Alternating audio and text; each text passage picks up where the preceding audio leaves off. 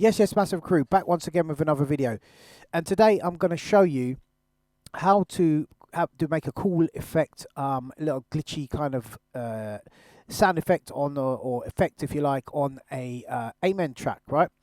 So without further ado, let's get into it. Okay, so to start with, I've got like an audio track here. Let me get rid of that. Okay, let's have a look. Bosh, put that there. And what I'm going to do is we're going to use Reactor.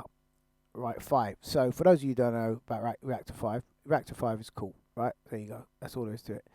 I got this on my Native Instruments 11, Ultimate 11, I believe. So what I do is I've got to put this on an insert. It loads up. As it loads up, you're faced with this thing here, right? Just make sure it's on player, and then go down to here where it says finger. Double click it. Finger will open up. Now on its own, it's not going to do nothing, yeah?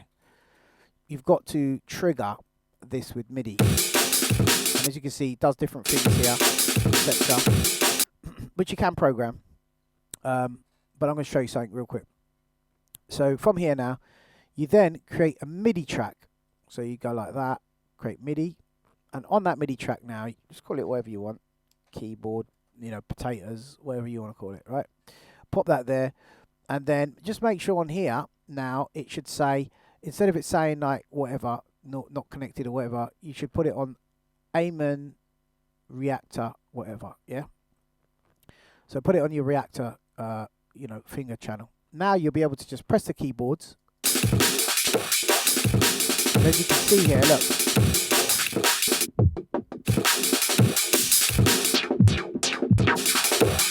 Now the beauty of this is you can plug it in. One of my favourite ones that you can use is called the Pitchware.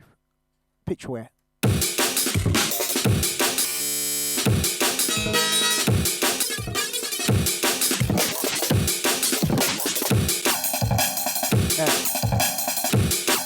Hit record.